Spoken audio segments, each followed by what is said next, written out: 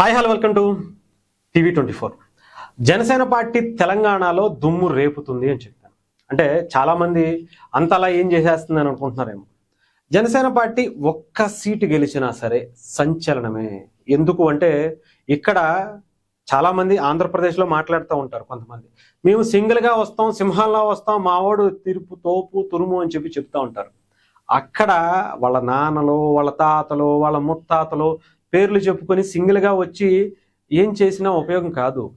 తెలంగాణలో ఇక్కడ ఎవరు కూడా లేనటువంటి టైంలో, అది కూడా అధికార పార్టీ ఇక్కడ ఇంకో పక్క ప్రతిపక్ష పార్టీలుగా బీజేపీ, అటుపక్క బీఆర్ఎస్ పార్టీ చాలా బలంగా వాళ్ళ ముందుకు వెళ్ళాలనుకున్నటువంటి ఈ టైంలో జనసేన పార్టీ సింగిల్గా వచ్చింది. చూసారా, ఇక్కడ పవన్ కళ్యాణ్ గారు లేరు, ఆయన ఆంధ్రప్రదేశ్ డిప్యూటీ సీఎంగా ఉన్నారు. ఇక్కడ బలమైనటువంటి నాయకత్వం లేదు.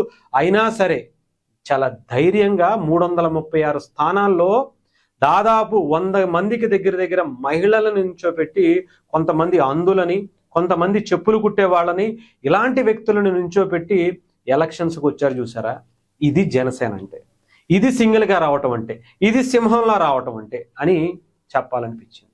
ఇకపోతే రీసెంట్గా జనసేన పార్టీకి సంబంధించి ఈరోజు జరుగుతున్నటువంటి మున్సిపల్ ఎన్నికలకి సంబంధించి తెలంగాణలో ఏవైతే రిజల్ట్స్ వస్తున్నాయో దాంట్లో జనసేన పార్టీ ఖాతా తెరిచింది. ఉమ్మడి నల్గొండ జిల్లాకి సంబంధించినటువంటి దాంట్లో ఒక పేరు చెప్తాను వినండి. ఉమ్మడి నల్గొండ జిల్లా నేరేడు చెర్ల మున్సిపాలిటీలో 14వ వార్డు కౌన్సిలర్గా విజయం సాధించారట శ్రీమతి ఆరూరి విజయలక్ష్మి గారికి సంబంధించి. జనసేన పార్టీ కోసం అక్కడ పనిచేసేటువంటి నాయకత్వం కూడా, ముఖ్యంగా ఉమ్మడి నల్గొండ జిల్లా గురించి ఎందుకు నేను మాట్లాడుతున్నానంటే, ఎవరైతే పవన్ కళ్యాణ్ గారిని తెలంగాణ వ్యతిరేకిగా చిత్రీకరిస్తూ మాట్లాడారో ఆ నియోజకవర్గంలోనే మంత్రిగా ముగ్గురు, ఒకళ్ళు ఉత్తమ్ కుమార్ రెడ్డి గారు అయితే ఇంకొకళ్ళు అక్కడ కోమటిరెడ్డి వెంకటరెడ్డి గారు. ఆ నియోజకవర్గాలంటే అక్కడ ఉండేటువంటి జిల్లా మొత్తాన్ని శాసించేటువంటి కుటుంబాలు అవి. అలాంటి వ్యక్తుల మధ్య ఇంకో పక్క బీఆర్ఎస్ పార్టీ, ఇంకొక పక్క బీజేపీ పార్టీ, మిగతా పార్టీలు అన్నీ ఉన్నటువంటి ఈ టైంలో జనసేన పార్టీ ఇలా ఒక వార్డు కౌన్సిలర్గా గెలవటం అంటే ఆషామాషి కాదు. చిన్నదై ఉండొచ్చు, మిగతా స్థానాల్లో ఎక్కడో జనగామకి సంబంధించినటువంటి దాంట్లో అయితే 2వ స్థానం అట, ఇంకొన్ని స్థానాల్లో అయితే 3వ స్థానం అట. చాలా వరకు 2, 3, 4 స్థానాల్లో జనసేన పార్టీ చాలా బలంగా నిలబడింది అంటే ఆలోచించుకోవాలి జనసేన పార్టీ ప్రభావం ఎంత బలంగా ఇక్కడ విస్తరిస్తుందో అని. జనసేన పార్టీ అధినేత పవన్ కళ్యాణ్ గారిని ఇక్కడ ఏ రకంగా అయితే ఆయన్ని తెలంగాణ వ్యతిరేకంగా చిత్రీకరించాలనేటువంటి ప్రయత్నం చేసినటువంటి ఆ జిల్లా నుంచే విజయం మొదలైంది అంటే, అక్కడ ఉండేటువంటి ప్రజలు ఏ రకమైనటువంటి తీర్పునిచ్చారో, వాళ్ళందరికీ ఎలాంటి చెంపద అక్కడ ఉండేటువంటి నాయకులు మాట్లాడినటువంటి నాయకులందరికీ కూడా ఎలా అయితే ఒక చెంపపెట్టుగా ఇచ్చేటువంటి తీర్పుని దీన్ని మనం చూసుకోవాలి. డెఫినెట్గా ఏదో మాటలు చెప్పడం కాదు, సింగిల్గా వస్తాం, తురుము తోపు అని చెప్పడం కాదు. మీకు కనీసం తెలంగాణలో పోటీ చేయడానికే ఆంధ్రప్రదేశ్లో పెద్ద తోపులో మా నాయకుడు పెద్ద ఇది అని చెప్పినటువంటి మీరే కనీసం తెలంగాణలో పోటీ చేయడానికి కూడా సాహసించినటువంటి ఈ టైంలో, లాస్ట్ ఎంపీ ఎలక్షన్స్లో కావచ్చు, అసెంబ్లీ ఎలక్షన్స్లో కావచ్చు, మొన్న జరిగినటువంటి పంచాయతీ ఎలక్షన్స్లో కావచ్చు, ఇప్పుడు జరిగినటువంటి మున్సిపల్ ఎలక్షన్స్లో కావచ్చు, జనసేన పార్టీ పోటీ చేస్తూనే వచ్చింది. ఓడామా గెలిచామా అని లేకుండా పంచాయతీ ఎలక్షన్స్లో కూడా తన బలాన్ని నిరూపించుకుంది. గెలిచినవి 100 కావచ్చు, కానీ తన బలం ఏంటో ఇక్కడ జనసేన పార్టీలో ఆదిలాబాద్ నుంచి అక్కడ ఉండేటువంటి నల్గొండ జిల్లా వరకు కూడా వినిపించేలాగా, కనిపించేలా తన ప్రభావాన్ని చూపించిందని చెప్పాలి.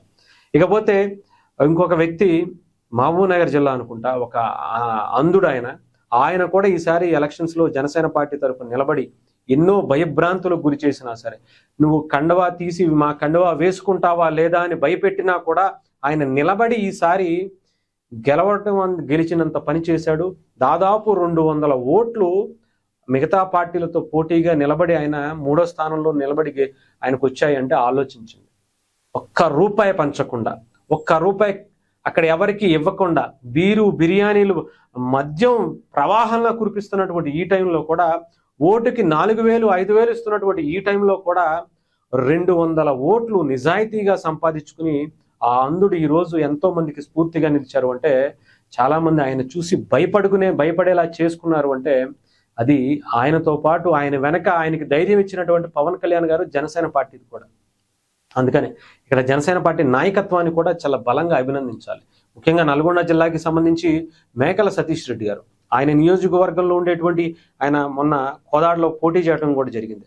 ఓట్లు తక్కువ రావచ్చు, గెలిచేంత అప్పుడు ఆ టైము అంత కుదరకపోవచ్చు, కానీ ఈసారి డెఫినెట్గా జనసేన గెలవాలి అని చెప్పి ఆయన నియోజకవర్గంలో గెలిపించి పంపించారు ఈసారి.